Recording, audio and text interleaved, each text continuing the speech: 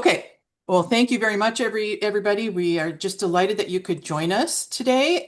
We have a very nice, very comprehensive overview of PCD genetics, thanks to Dr. Melanie Collins and Dr. Ann Griffiths, both of whom are center directors for PCD Foundation Centers Network. They both are also pediatricians, but don't worry if you're an adult, we've got plenty of information for you in store as well.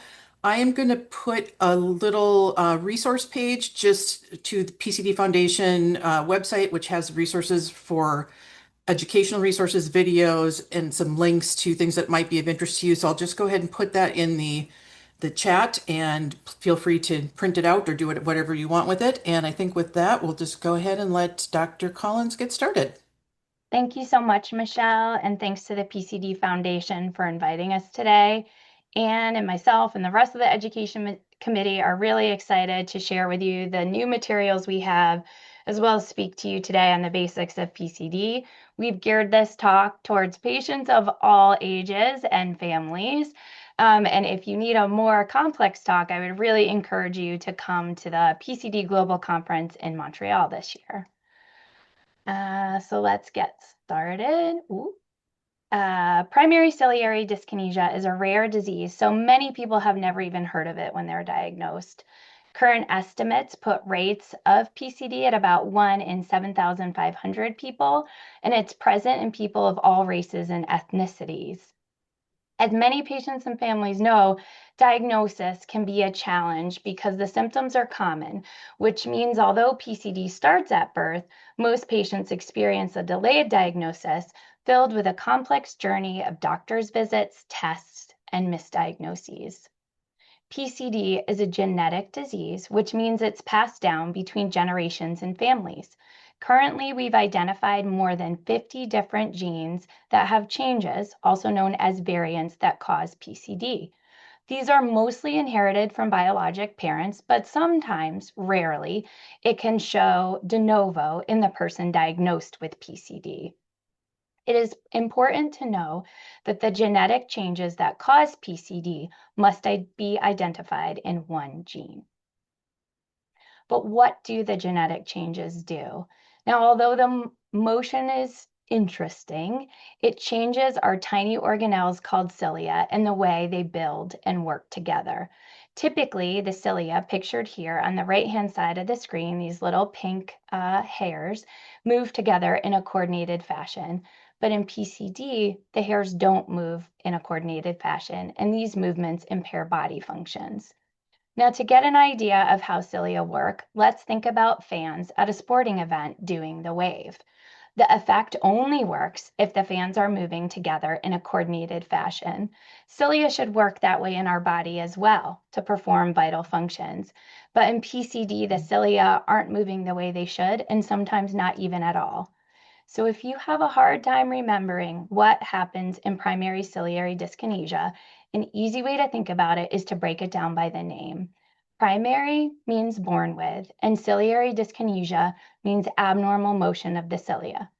Now, as ciliary dyskinesia is a disorder of motion, let's take a closer look with some videos.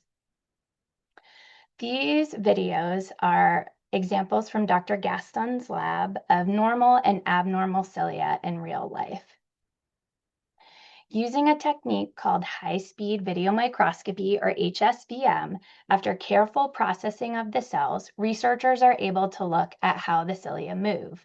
On the top of the cilia pictures are simplified medical terms for each motion with an example gene that typically shows this motion. On the bottom, for comparison and for fun, this is what a sports fan would look like if they had ciliary dyskinesia. For patients without PCD, as you can see in this first panel, the cilia are doing a nice wave like happy little fans at a sporting event. However, in the next 4 panels, the cilia are either not moving, having just a little movement on the top. Different size cilias in our third panel are making it very hard for them to get the motion together. And in the fourth panel, the cilia are gyrating and not generating any effective movement at all. But how did these changes in movements result in changes in our bodies? There are several body systems affected by PCD where we find modal cilia. Cilia are in our lungs and sinuses, where they move mucus, germs, and particles out of these areas. They're in our ears, where they move fluid from the inner ear to prevent infection and preserve healing. They're in our reproductive organs, where they help the sperm to swim and they help the egg move through the fallopian tube. They're even present before birth, where they help our organs develop in the usual position, which is your heart on the left side of the chest. And interestingly enough, you can even find cilia in the brain, where they help move the fluid that surrounds our brain and protects it. This keeps that fluid from building up. But let's take a closer look. Did you know that you have cilia from the tip of your nose to the bottom of your lungs that line your breathing tubes or your airways? That's right, this layer is called ciliated respiratory epithelium, and this helps keep you healthy. In this figure, the normal cilia are on the left in the blue panel, and the PCD affected cilia are on the right. The normal function cilia are critical for clearing out mucus in the lungs and sinuses. As you can see, this top layer of mucus traps germs, dust particles, and other substances that come into our lungs with every breath. Here you can envision in this still picture that the cilia are moving in a coordinated fashion to bring the mucus and the trapped particles out of the lungs. This is called mucociliary clearance. When cilia don't function normally, as you can see in the second picture, the mucus builds up and gets thicker. This makes it harder to move, and what complicates it further is that the cilia didn't move normally in the first place, so now they have a heavy, thick, goopy load, and they really can't clear the mucus out of the lungs. This impaired mucociliary clearance leads to repeated infections, which can cause breathing problems and a loss of lung function. Now I'm going to turn it over to my partner, Dr. Griffiths, to summarize mucociliary clearance and discuss other body systems affected by PCD. Dr. Griffiths. Or I will keep going. So mucociliary clearance requires two components to successfully clear dust, particles, and germs from the lungs and sinuses. The two main components are cilia that move well. They need that coordinating ciliary beating to sweep out the mucus and trapped particles up and out of the breathing tubes, as well as mucus of the right consistency. It can't be too thick because it will weigh down on top of the cilia and cause them to move less efficiently.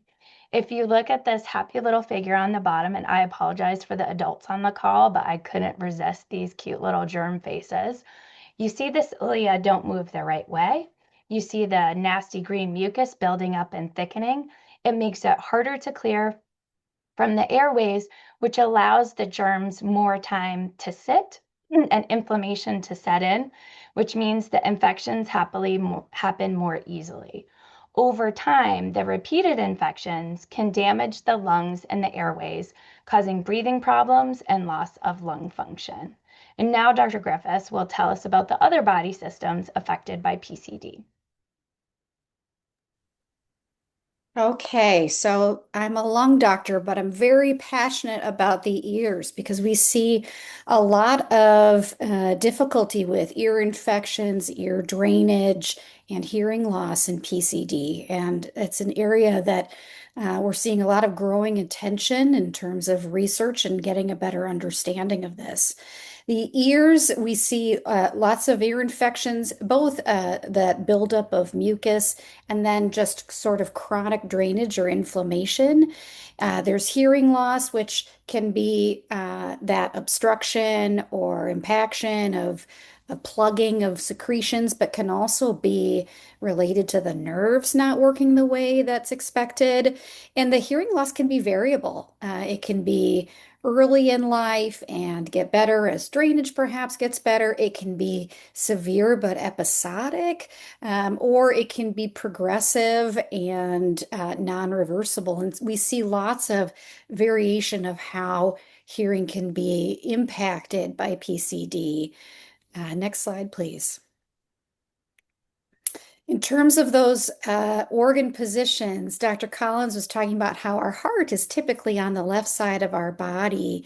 And we can see in PCD, about half of patients have a bit of a different arrangement than typical presentation of heart on left and liver on right, and other subtle findings that can go along with that, including your spleen. There's a term called situs inversus totalis, which is where everything that was typically on the left side is going to be on the right, and everything that is typically on the right side is going to be on the left. There's also a term we use in the PCD world called heterotaxy. Our heart team also talks about heterotaxy, and the way we think about it in PCD is it might not be perfectly left or right completely as expected. And so perhaps some things have flipped to the other side and some things are where they are typically expected to be. And this can also affect the way that the heart develops. And then we see heart disease sometimes in terms of the structure of the heart and the way people are born with the shape of their heart. We also look at function of the spleen, which is an organ that's really important to our immune system and to infections. And some people with PCD need long-term antibiotics to help avoid serious infections. Other body systems, the reproductive tract has gained, fortunately, a lot of interest in PCD as of late. Individuals may have trouble achieving pregnancy. We're starting to understand this concept of subfertility rather than infertility, that your infertility may be impacted, but it may not be to the level of inability to conceive. And early on, there was a lot of discussion of sort of this strong sense of infertility. And now there's a sense that there's really a wide range, but it's important to be aware of it, that there may be trouble conceiving, but there also may not be trouble conceiving. And so having those conversations early on and planning for evaluation when appropriate to have a good understanding of one's fertility, I think is really essential. So we look at both how sperm move in men with PCD, and we think again about those fallopian tubes transporting eggs. There was some discussion of risk of ectopic pregnancy, and we would just say that has been reported, but there's so much more to understand. As we know, so many individuals with PCD have not been diagnosed. It's hard to know just yet how large of a signal or how small of a signal that might be, but it's something we're really keeping an eye on. In terms of the brain, you make fluid in the brain every day that bathes and surrounds the brain. And there are little hairs in the brain that help move that fluid around the brain. And hydrocephalus is a term where there's extra fluid in the brain. And part of that is a plumbing issue, we think, with the cilia and the ability to keep fluid moving through as it should. In terms of the eyes, there's a condition called retinitis pigmentosa that can cause vision loss that can also be seen in PCD. So myth number one is PCD is a mild disease. And I bet many of you have heard that myth at some point. So what are the symptoms? Let's think about that. Well, in children, the majority of children who currently we know have PCD, we've seen that they've had breathing problems as early as a newborn. Children have been in the NICU or the neonatal intensive care unit. They've needed to stay longer than a typical delivery and required supplemental oxygen often, which can be certainly a lot of added challenge and complexity at the time of birth, particularly when unexpected. You can have an ongoing cough with noisy breathing all year and ongoing nasal drainage or secretions. And that's kind of the hallmark in PCD is recognizing whether sick or well, this isn't just sort of the daycare itis. It doesn't go away. Every single day there is that congestion. And frequent ear infections can be really burdensome, and as well as hearing difficulties early on in life. Hearing is such an important part of development and learning that we think this is really crucial that we're looking at this early, and we're also looking at this often in terms of how kids are developing. Pneumonia or chronic bronchitis can be seen in PCD, or coming either long-standing bronchitis or pneumonia, or recurrent, meaning episodic sort of bronchitis or pneumonia. And then again, recognizing early where the organs are placed in the body and if there are consequences related to that for that individual. In adults, there's a lot of discussion about sinus infections, and part of that is that your sinuses are developing as a child, and so it's a little bit of a different bear once your sinuses are fully formed. Lots of long-term cough with excessive mucus production or stagnance of that mucus, and ongoing ear infections and hearing problems can persist in adulthood or appear in adulthood. Also, with that stagnant mucus or difficulty clearing mucus every day, we all make mucus every day, we can see a decline in what we call lung function. And we're looking at measuring how much air you breathe in, how much air you breathe out, and whether or not that's typical. And we look as a child, but often through childhood or in adulthood, we see more decline of lung function due to that stagnant mucus. Bronchiectasis is a fancy term really for scarring and widening of the airways, but that scar and widening of the airways causes dysfunction. It makes it harder for the lungs to drain mucus or bring mucus up. So I like to talk about if it was a 9-month pregnant lady and you asked her to do a sit-up, it's really hard for her to crunch that muscle, right? Because it's so sort of pooched out. Similarly, with the airway has a hard time bringing mucus upward once it's widened and scarred, and that how that structure is affected. Sinus disease can be really troublesome, requiring surgery at times, often repeated surgeries to continue to maintain health there. And we know that nasal irrigation also is part of our therapies to constantly pull that down. We talked a little bit about that infertility or trouble conceiving or subfertility. And as lung disease can progress, individuals with more severe lung disease or more severe progression of their lung disease may chronically need oxygen, may chronically need BiPAP with sleep, and some individuals have gone on to needing lung transplant. So myth number 2 is that PCD is easy to diagnose. Many healthcare providers are aware of the association between laterality defects and the chronic respiratory symptoms Ann just described for PCD. But because PCD is such a rare disease affecting so many genes, it can be challenging to get an accurate diagnosis. The key to PCD diagnosis is looking at the clinical features. In children, 2 of 4 of these clinical features suggest that PCD is highly likely. The trick is that PCD presents with common symptoms, but they have notable specifics.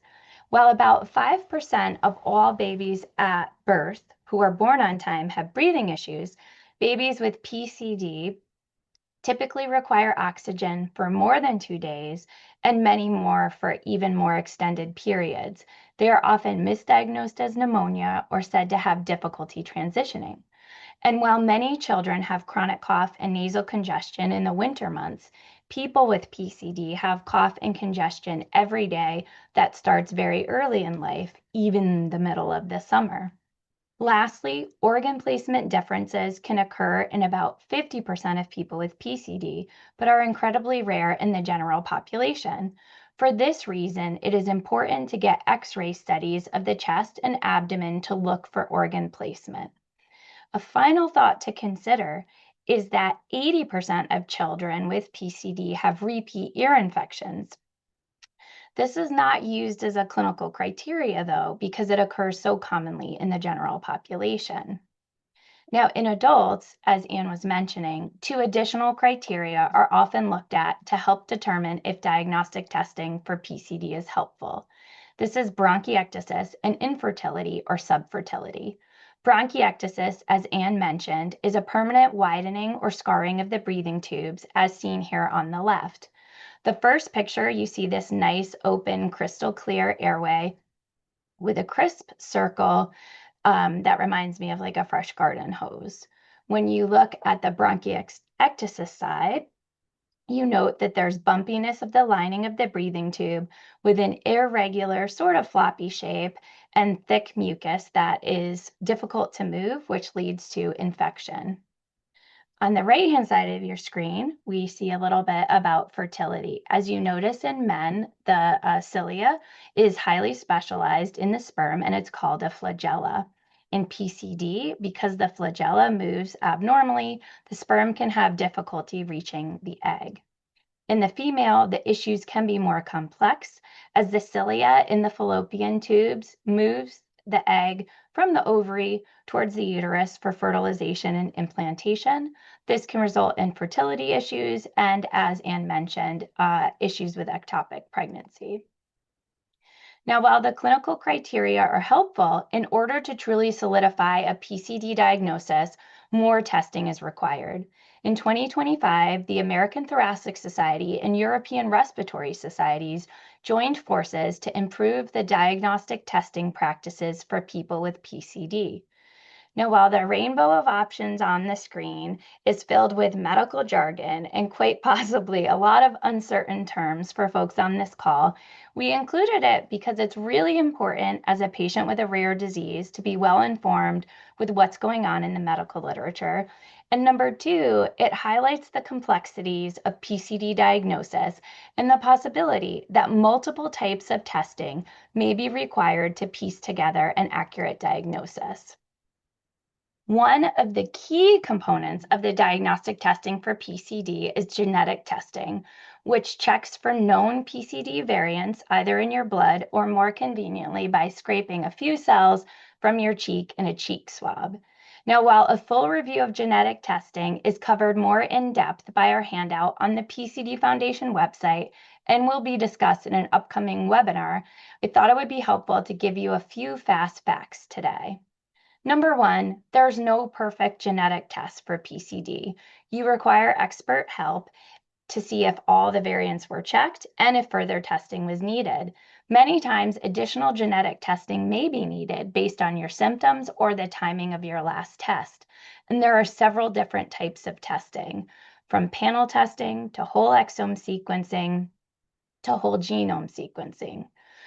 It's also important to remember that not all PCD and genetic variants are known. So people with PCD can have negative genetic testing and still have PCD about 20 to 30% of the time. It is also important to note that your PCD variation or variations must be on the same gene to have a genetic diagnosis of PCD. Now, in the beginning, ciliary biopsy, also known as TEM, was used to diagnose PCD. This testing takes a sample of ciliated cells lining the nose and checks for abnormalities in the structure of cilia. Unlike the videos you saw earlier, these are still photos, and as cilia are very delicate, this test requires careful sampling, handling, and storage of the cells, as well as specialized processing and review of the cells by experts. Furthermore, as illnesses can cause temporary changes in our cilia, it is necessary to do the testing during a period of wellness. Lastly, like genetics, ciliary biopsy may be normal even if the person has PCD, and there are several known PCD genetic variants where the ciliary biopsies will be normal. It is really important to perform this testing at a PCD center to ensure that there's not only accurate technique and processing, but subsequent appropriate interpretation of your results to adequately plan for next steps. Another type of testing is nasal nitric oxide, and you can see my very happy little girl here on the left-hand side. She has a nasal olive in her nose, which is placed in one nostril to sample the nitric oxide. It goes back to the nitric oxide analyzer through this very nice bacterial and viral filter, which prevents contamination. And she breathes into this resistor to create a consistent resistance to have adequate flow of nasal nitric oxide for the testing. Now, based on available evidence, nasal nitric oxide is not a standalone diagnostic test, but it is non-invasive, it is simple to do at a PCD center, and you can get results within minutes. Nasal nitric oxide testing must be done when well, as the levels can be lower after viral infections and sinus surgery. Again, like genetics and ciliary biopsy, about 5 to 10% of people with PCD can have values above the cutoff level. However, it can be helpful for other patients who only have a single identified variant on genetic testing and another variant where the significance is uncertain. A low nasal nitric oxide test can help move a PCD diagnosis into the highly likely category. In addition to nasal nitric oxide that is available throughout the US, there are additional tests only available at specialized centers due to the unique techniques and experience required to grow the cells and examine them properly. And again, these images are from Dr. Ben Gaston and Laura Smith at Indiana University. As you saw before, the first one is the high-speed video microscopy. On the video on the right, again, we see those happy little waving cells in our control population. And then on the left, you see the discoordinated movement in the PCD cells. On the left here, we have the immunofluorescence pictures, which is being developed more extensively in PCD research to confirm protein absence caused by genetic variation. Now, although neither of these is currently a standalone diagnostic test, these tests can help put together the pieces to build a case for a diagnosis for PCD or to assist your physicians in considering pursuing additional diagnostic testing for diseases other than PCD. And now back to Anne for our final myth. All right, this is a big one for me. There is nothing to treat PCD currently, so why bother getting diagnosed? And we hear that from time to time, and it makes sense on the surface to think, well, if I can't cure it, why do I need to name it? And that's the other way we get told that. But in order to name it, that's how we get towards cure. So we know that more than 98% of individuals with PCD are currently not diagnosed. And we need to have our diagnosis confirmed so that we can have those clinical trials and so that we can have that ultimate cure that we are all waiting for. We have care centers through the PCD Foundation, and these are centers that are highly specialized in taking care of individuals with PCD. The PCD Foundation has accredited these sites and look to see, are there individuals with a high degree of expertise and recognition of PCD, good clinical experience in taking care of individuals with PCD, and also engaged in research. So that care team is you and your family. It's a clinical coordinator, which may be a nurse, for example. It's a lung doctor, a respiratory therapist, a social worker, a dietitian can be engaged when needed, an ENT doctor, a genetics counselor, a geneticist, and a cardiologist, and sometimes an immunologist as well. We guide diagnostic testing. So individuals come to PCD centers and there's a good confidence there that you're going to get the right diagnosis. And that's really important. Having the wrong diagnosis isn't going to be helpful when we're looking at therapies and trials and cure, right? So getting that diagnosis accurate.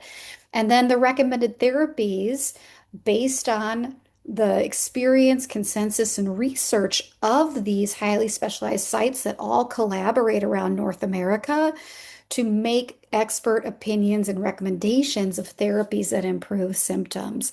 Always remembering that we're personalizing those recommendations to our patients. And then providing access to the patient registry and research study. I tell my patients all the time, I think the PCD Foundation Patient Research Registry is the game changer that will change and advance care in PCD. And that while it may be great to come see Dr. Ann or see Dr. Melanie because they've taken care of XYZ number of PCD patients for ABC number of years, what we're doing with the research registry is we're pooling all of that experience to guide and change care more quickly to realize, hey, maybe, Dr. Melanie, she always does the nasal care this way, and Dr. Ann does the nasal care that way. But when we look all over North America, gosh, it really looks like we should be doing like Dr. Melanie, for example. And so that I think is going to be such an advancement in patient care. So we're providing access to PCD patient registries, we're providing access to research studies with the goal of both improving access for diagnosis and therapies, but also for clinical trial access so that we can really move towards that cure. So I mentioned therapies for PCD. A lot of our therapies currently look at managing symptoms because we don't have right now the medications we need to get at the heart of and correct that ciliary dysfunction. So we use airway clearance therapies, which are therapies to help loosen mucus from lungs, and medicines might help thin or make that mucus more easy to move. We also address from above, draining mucus from the upper airway and from the nose and the sinuses, and help mitigate some of that inflammation that can reach to the ear as well. We always need a huff cough. Every pulmonologist will talk to you about, the interesting thing in PCD is we may rattle every day, but we don't always feel the need to cough. And so trying to take advantage of loosening that mucus and then having a really effective or efficient cough that can help move things out of the way. Similarly with nasal drainage as well. Um, if it's done in the morning, we believe that helps clear mucus that can kind of get stagnant or stuck down during sleep, during our quiet breath. And then at nighttime, we like to think we're clearing out mucus that has trapped particulate matter. We think a lot about that in Minnesota right now with the wildfires, right? But so helping clear out what we were exposed to during the day, whether that's germs or debris. And we escalate or increase how often we do airway clearance therapies when sick, when there's more mucus produced and more need for drainage. That nasal irrigation piece can start at a very young age and can really help decrease that burden on quality of life from having headaches and not hearing well and having that chronic drainage, and also what can be noticeable to the outside world, right? So we're trying to destigmatize cough, but having that drainage from the nose can sometimes be embarrassing for individuals. And so having that irrigation or cleansing of that space can really help wash that out as well. Now, our inhaled therapies, some are designed to break up mucus, some are designed to thin mucus or kind of add water volume to that. Some individuals need antibiotics inhaled because of chronic infection or chronic inflammation and infection related to that mucus being stuck and bacteria glomming onto that mucus. Other inhaled medications, some individuals require albuterol to help open airways or steroids to decrease inflammation. And that's typically in individuals where there's an asthma component. Those of you who attended the PCD Foundation meeting last year know this is a hot topic right now in PCD. We are really trying to get a better understanding of who benefits from those medicines and who doesn't necessarily benefit from those medicines. So stay tuned. I'm really excited for more information as that moves forward in research. Additional respiratory support, like we talked about in severe lung disease, oxygen, or supporting that breath with sleep, or supporting that breath in daytime with CPAP or BiPAP, like sleep apnea machines. Other therapies, there is clinical trial data about successful use of azithromycin in PCD and how that can decrease those flare-ups or number of exacerbations. Brensocatib is a medication that has been approved by the FDA for individuals with scar tissue in the lungs, ages 12 and up. Has two different doses. I won't get too far in the weeds of that, but the medicine has been shown to decrease the number of what we call flare-ups or exacerbations, which is when you feel really sick and you need antibiotics or you're having this big increase in symptoms. But it also has been shown at some dosing to decrease how the lung function is slowly losing ground. I hate saying decrease a decline, but in other words, trying to stabilize that lung function and maintain that lung function. Antibiotics are often prescribed in PCD, orally or sometimes with eardrops as well, and then also even by IV or PICC lines or even in the hospital setting for severe infection or persistent infection. And vaccines can be really helpful in PCD. We want to stay up on our recommended vaccination schedules, and also think about vaccinations that are important to consider within PCD. How can we minimize recurrent infections? And having conversations with our PCD physicians about what makes sense for that patient is really important.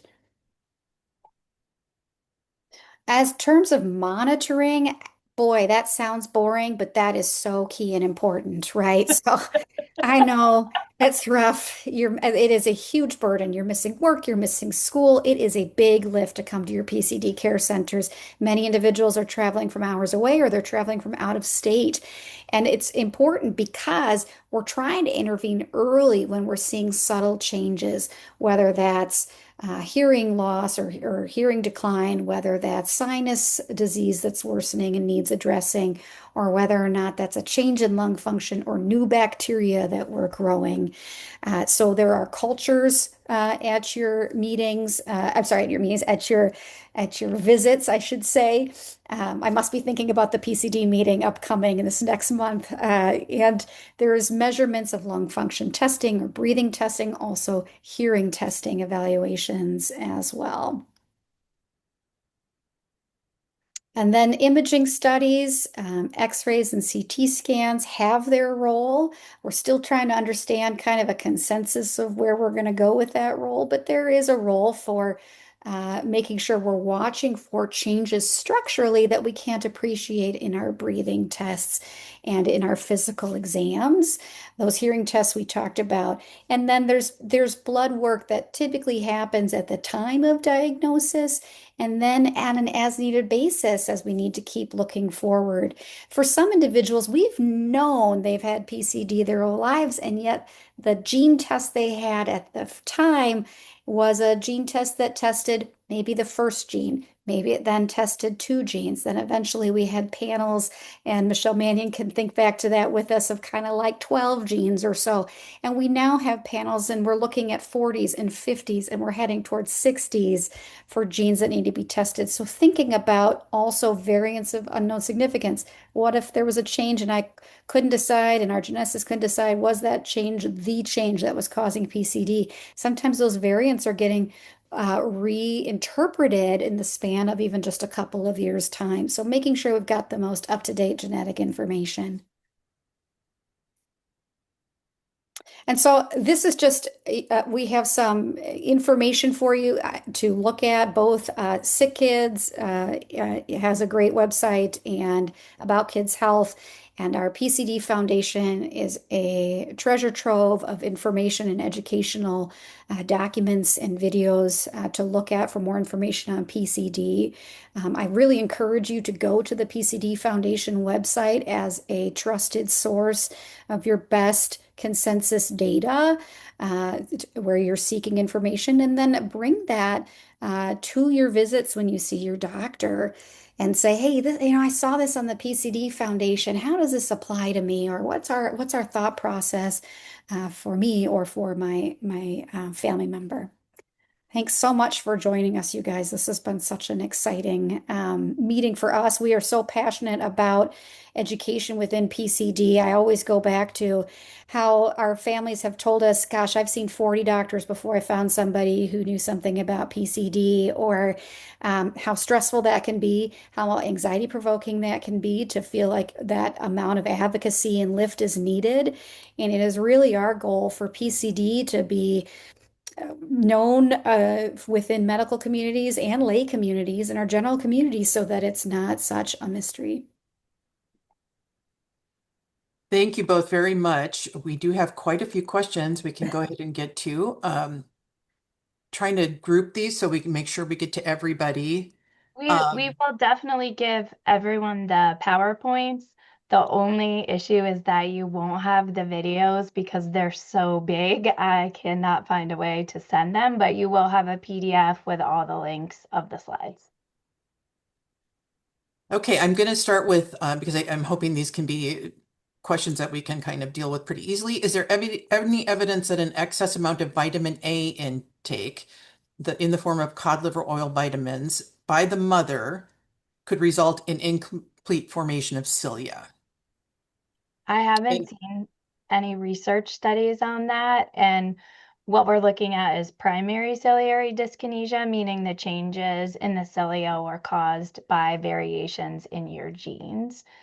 so Um, in this case, they're not finding any genetic markers despite after whole genome sequencing, despite Yeah. clinical phenotype.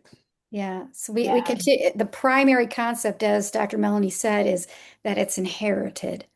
So, and a lot of times it is really, as a mom myself, or what did I do is a common question we ask ourselves. It's instinct, but this isn't something somebody did.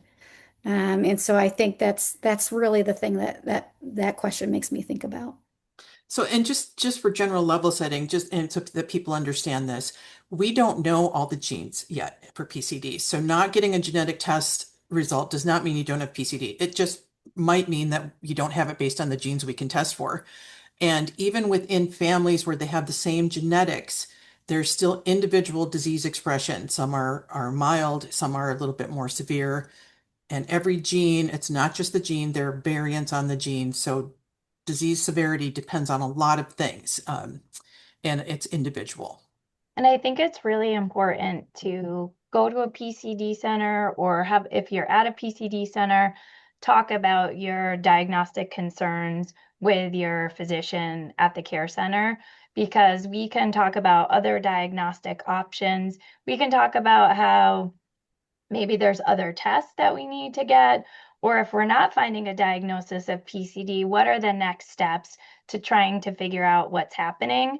I feel like at care centers, we do really kind of have a balance between making the diagnosis of PCD, but also giving you symptomatic therapies so that you're not continuing to suffer with recurrent infections, juicy cough. We really want to improve things for patients while they're pursuing their diagnostic journey. I think even just one visit to a PCD center can really change the approach. And we collaborate with individual physicians who are in your area who are Yep. not PCD centers. So it's, not everybody lives right next to a PCD center. And so coming in to see a PCD center sometimes means you're seeing us periodically, but we're helping coordinate care locally as well and collaborating with your primary care docs and other specialists in your area. I can't speak for every center, but Ann and I are always willing to do video visits for patients and families. There's a lot of initial talking and discussion. So sometimes if you have a toddler and they can play with their blocks, well, you can talk to me instead of being trapped in a fun-filled exam room. That can be a highly effective way to sort of begin the process and start collaborating with your local team.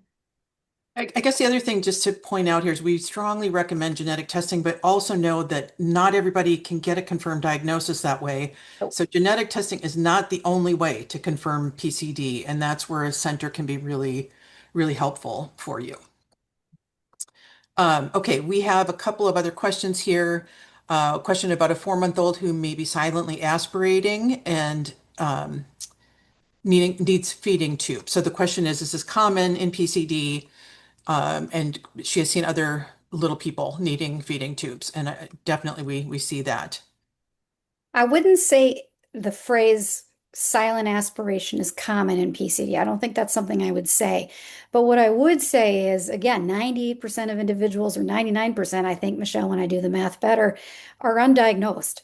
And so I don't know how frequent silent aspiration is in PCD. What I do know is that silent aspiration isn't frequent in the individuals that I currently take care of with PCD. And I do think aspiration is an important part of the workup. I would also say that aspiration is one of those things in babies. Everybody has to learn to eat and some of that, but we also want to keep the lungs safe. So it is common for some individuals to need a feeding tube for silent aspiration. Please take that back to a better discussion with your team and where things lie, because I can't give personal medical advice to a specific case. But we don't typically see silent aspiration within those that we have currently diagnosed. That's not a common presentation for PCD, in other words, or a common way you get diagnosed. That being said, because we know we're missing so many individuals who have PCD, I really can't say in the all comers of PCD, how common are we going to say that is? I do just want to say, as a mom who lived through having a child with aspiration, you'll get through it. It's very hard when they're little. It's very hard to manage your other kids and this Yes. other child who cannot swallow normally, but they do get through it. They get older. You have to stick with the feeding appointments that feel like they occur every 15 seconds, but stick with it. In the end, it's just really tough when they're babies. So I do feel for you. I'm going to switch now so we answer a couple of questions for adults. Oh, yeah. Great. You have one, and I know you're a pulmonologist, but just going to ask you about debridement of the sinuses, if that's something you're Yeah. familiar with. Yeah. We are, and we do see that many of our one of the ways our adult colleagues and I and our pediatric colleagues have talked about this, and our colleague at Mayo Clinic, Tim Aksamet, says this. He says, in PCD, that it's often the pulmonologist in the kid clinic who diagnoses it and sends that child to ENT, but that on the adult side, it's often the ENT doctor who's suspecting PCD and sending them to the pulmonologist because of how severe and extensive that sinus disease might be in that individual. So it is not uncommon for adult patients to need sinus interventions. Just speaking from personal experience, one of the reasons that sinus debridement, but also making the passages wider can be helpful is that if you're doing medication rinses and you have a much bigger space to rinse out and for the stuff to drain out, that can be helpful as well. We have a question from a 41-year-old female who was diagnosed at the age of 2. Congratulations, that's amazing. Um, she said she was not tested and was diagnosed on anecdotal evidence and imaging showing situs inversus. Would there be benefit to do further testing to show PCD is possible with all the new testing and technology available? I would say absolutely. Yes.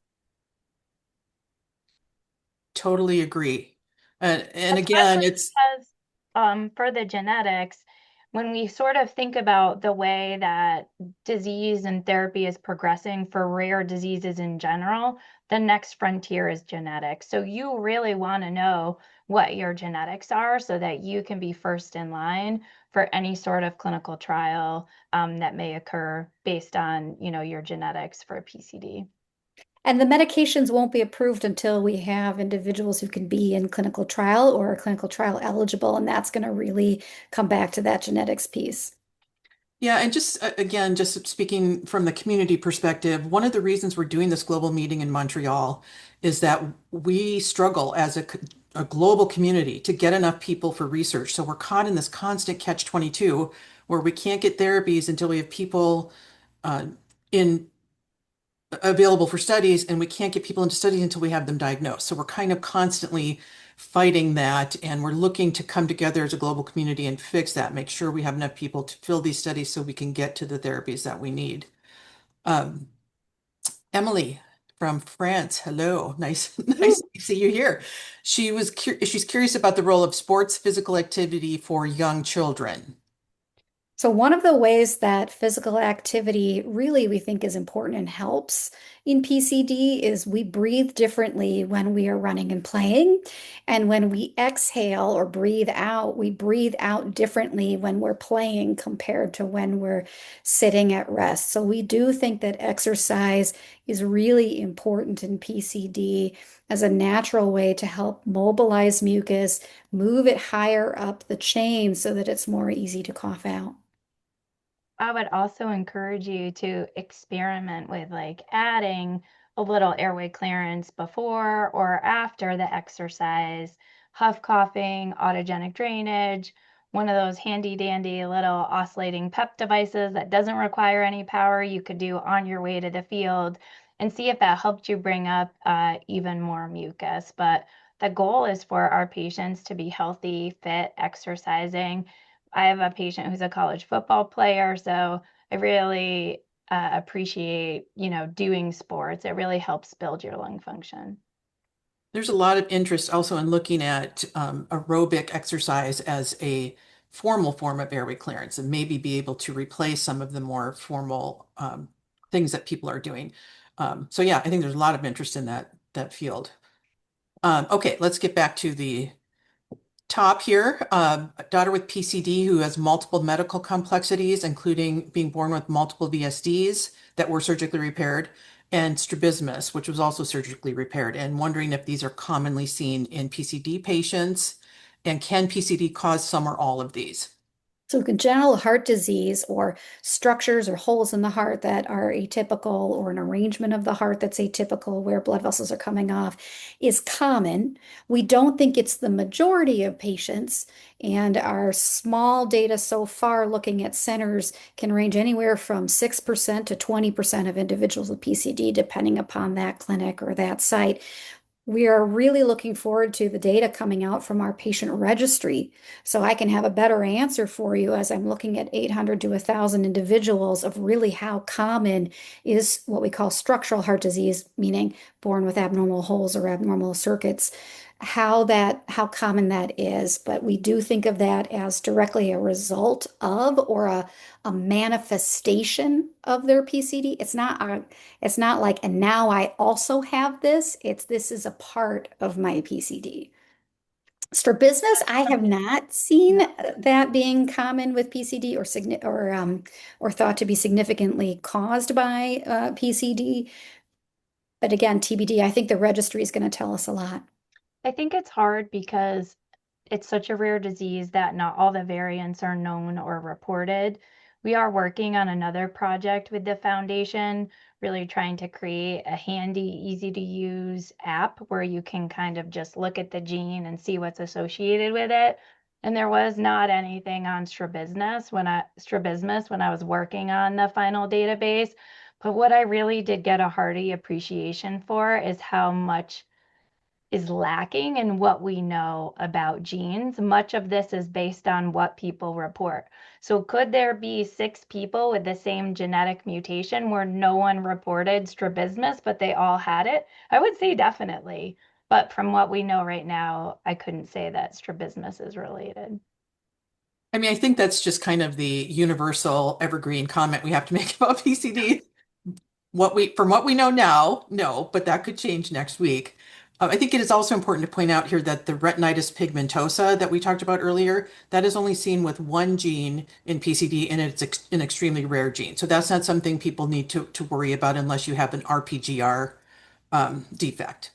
I guess the other thing I would say, though, just kind of thinking like from the mom perspective, because your daughter doesn't have has PCD, that doesn't mean that her strabismus needs to be treated differently or her heart disease needs to be treated differently, just to kind of provide reassurance, even though whether they are or are not caused by PCD, the standard treatments would still apply.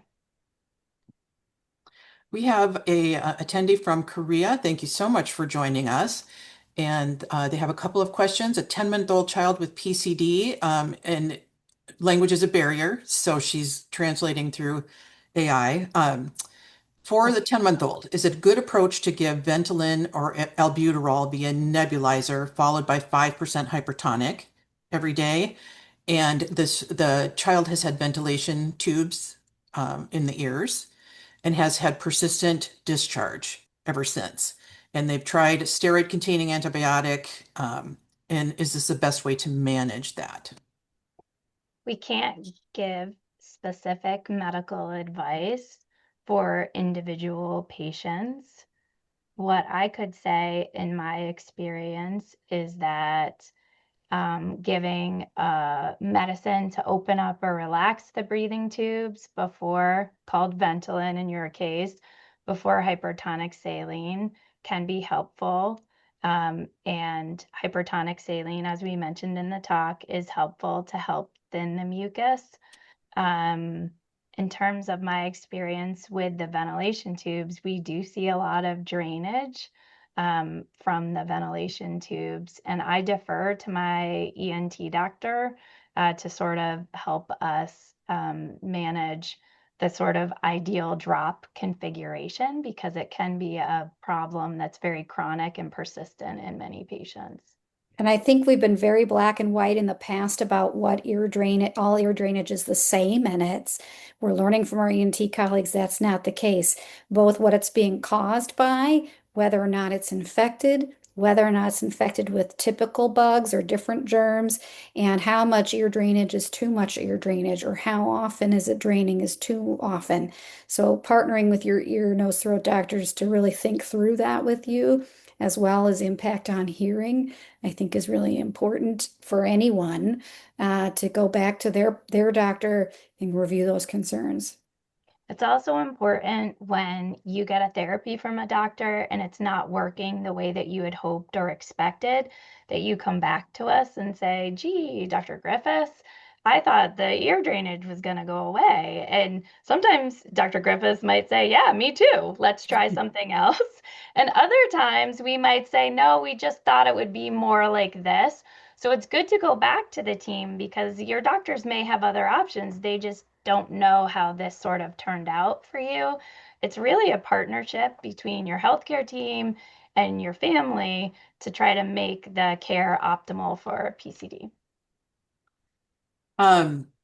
Okay, so we have a follow-up question here that's showing up in the chat, and that is, do we recommend ear tubes? Which I know is a loaded question, but um, It is a loaded question, as It really Michelle is. said, and there are regional differences, there are national differences, there are community differences. And what I would say is, I think that the main goal is to currently individualize your care, and realize that everyone's ENT experience or ear experience is their own ear experience, but to be very invested in close follow-up with ear, nose, throat doctors. There are individuals who greatly benefit from tubes. There are individuals who don't benefit from tubes. There are individuals who greatly benefit from hearing augmentation. There are individuals who don't greatly benefit from hearing augmentation.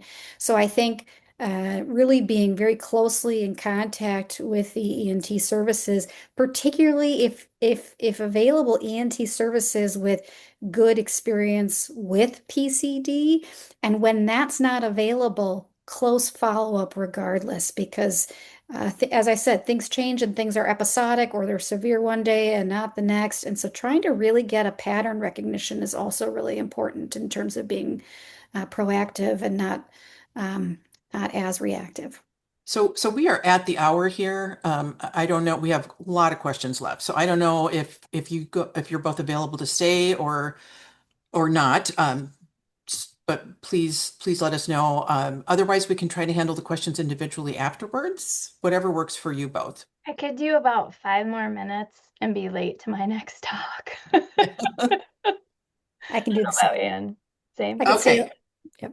so let's The one thing I would say about recommendations is that if any doctor is giving you a recommendation that you're not comfortable with, I would kind of think about that and address it directly with that person or get a second opinion, right? Like there's always someone else that you could talk to about something. So whether the recommendation is for ear tubes or against ear tubes, just because 7 people on a website or a social media site have ear tubes, that doesn't make it the right choice for your child, or just because 5 people posted that it was the worst decision they ever made.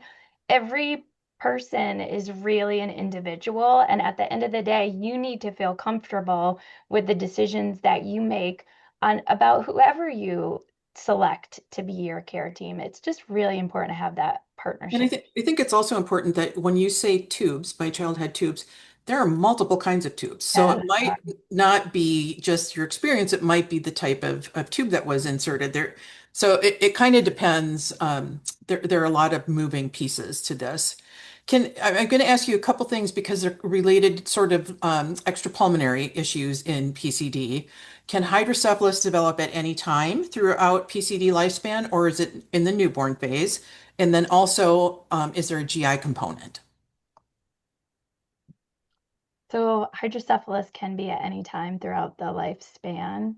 Um, for the GI component, it would depend on the positioning of the organs. Um, I don't know if Dr. Griffiths wants to add to that. Yeah, I mean, I think one of the things that we forget sometimes as pulmonologists, while in situs and versus totalis, there can be some narrowing in the intestine. And so while historically we used to say, oh, we just don't see a lot of GI disease, there are individuals who we know with situs inversus, there can be some narrowing of a part of the intestine or kind of an atretic area. There's the rotation can be different as well. Again, we don't currently see the GI concerns as the primary component of PCD, but also just swallowing a lot of mucus and having all those secretions in your gut can make you feel nauseated. And antibiotics And and the Yeah. antibiotics and the motility and how that's affected. So I think there is GI symptom burden. I'm not sure if the symptom burden is it egg, is it treatment, kind of which part of that is driving that symptom burden. And again, while it's not our classic criteria for diagnosing PCD or it's not a part of our presentation for our diagnosis of PCD. It's not uncommon for us to hear that. And we also know that people can have GI symptoms for myriad reasons that are not driven by PCD, whether that's IBS or whether or not that's constipation in a 3-year-old with stool withholding behavior. So I think it's important to review with your team. uh, And if it's not PCD, it doesn't mean it doesn't need help or doesn't need treatment. Right. so we did a survey years ago because there's so many GI complaints within the community. So it's Yeah. definitely something that comes up. Yep. And there was a lot of response, but the problem was we couldn't narrow down one particular GI issue. It was across the board. So that made it hard to, kind of figure out what was going on, but it's definitely something that we need to be looking at more seriously. I'm so sorry, Michelle, but I have to go to my Yeah, next lecture. no problem. I'm happy to stay on a little bit. I can't answer all these questions, but I certainly could answer some of them. I don't know, Dr. Griffiths, are you? I've got 5 more. Let's do it, Michelle. Okay. Dr. Okay. Melanie, thank you so much, and I'll Thank chat you. with you very soon. You too. There's a couple on here I think are important to get to the impacts of PCD on the brain, especially looking at it's not even hydrocephalus so much as ventriculomegaly. This is just now we're getting actual data on this, so we don't have a whole lot about that. What we do know is that animals that develop PCD naturally in the wild, certain dogs and lots of animals develop PCD naturally. They almost all have severe hydrocephalus. We do not see that in the people, and kind of understanding the difference there will be important. But from the study, it's not yet published. There's a study in Canada looking at brain scans, and it looked like I'm sorry, enlarged ventricles, happened over time. So it wasn't so much in the newborn period. It was actually after age 10 that signal started to be seen. Small group, not sure if it means anything yet, but it's something that's being looked at. And we know that hearing loss really affects cognitive development as well. So when we think about neurocognitive difficulties, that can be impacted by hearing loss. Additionally, sleep quality can impact behavior, can impact attention. So when we think of other sort of brain-related concerns, sometimes that goes beyond the question of fluid and whether or not that's driven by symptoms of PCD as a consequence, or whether or not that's actually structural and something we're going to learn more about in terms of genetic effects. We're not there yet. A question about lipid nanoparticles and mRNA therapy, and are we getting close to human trials? We actually have had a human trial in one gene with PCD, DNAi1, and that data will be discussed more in depth at the Montreal meeting. This is exactly why we need to figure out the genotype and PCD patients so that when these opportunities come forward, we have enough people to get into these trials. It took a lot of places to get 8 patients into the first human trial done on lipid nanoparticles. So we got to consolidate our information and make sure we can get these trials done. I don't know, Anne, if you want to say anything about the trial. Again, just we need more individuals with confirmed genetic diagnosis. And why we keep harping on the genetics piece, and I know that's so frustrating for the individuals who are not genetically confirmed right now on this call, but we also need to not put everybody in the same basket. You know, if you saw that video from Dr. Melanie and all the differences of how the cilia are functioning, and if we're trying to get to the heart of correcting the problem, that's going to be a different genetic tool or a tool to address a different genetic problem for each gene. And so we can't, say, I'm going to try to fix CCDC39, which is a specific gene that can cause PCD, in an individual who their PCD was caused by DNAH5. Changing their gene of CCDC39 isn't going to help their DNAH5. So it's really important that we increase our genetic confirmation of our diagnosis so that we can enroll and say with better confidence over time with all of these variants. Gosh, I've got something, and I've had a lot of people in that trial, and we saw a really robust response, and we have good confidence with that data. Okay, does IVIG have any benefit? So that is a really good question. And I think it again, some individuals with PCD have been also diagnosed with immune system problems. And so some individuals with PCD have benefited from IVIG. It is not a recommendation, however, currently in North America that all comers or all individuals with PCD receive IVIG. And what IVIG is for the rest of the individuals on the call is an antibody infusion, essentially, to help with more antibodies.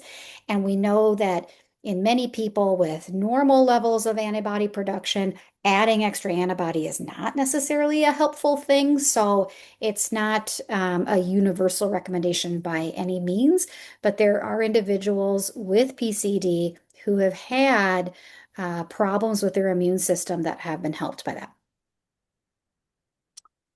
that. Okay, I just want to respond. We have a couple of people asking about getting copies of the recording. The copy of the recording will be put up on our website under video resources. We have a YouTube channel so it'll be posted there. It will also be posted on PCDF Connect, which is our Facebook social media page.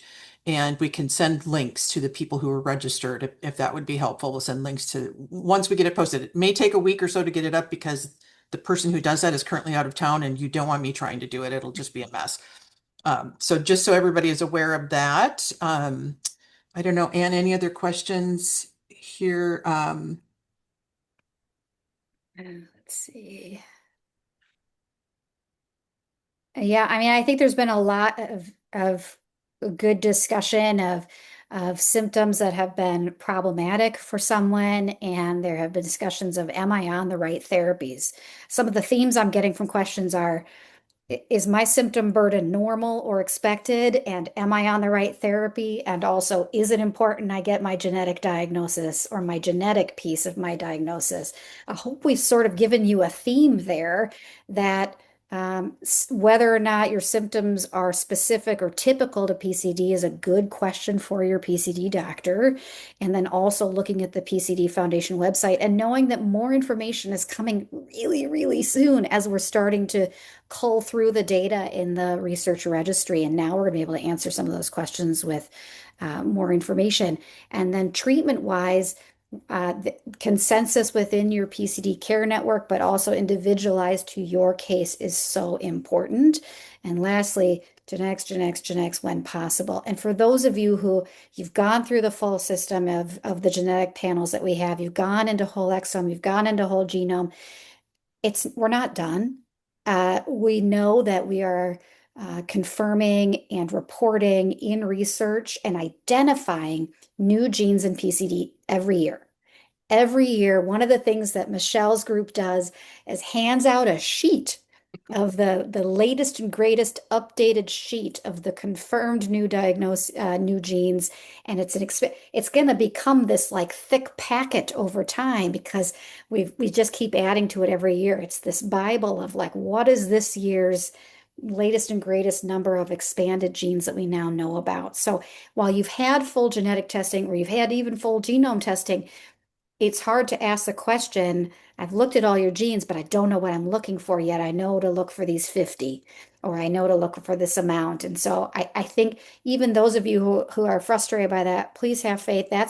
I believe strongly that we're going to have so much more information moving forward to come back to your whole genome testing and say, yep, now we know this gene causes PCD and we know these 20 genes cause PCD. Let's go back to your whole genome testing and see if we can confirm diagnosis from the sample that you had already done.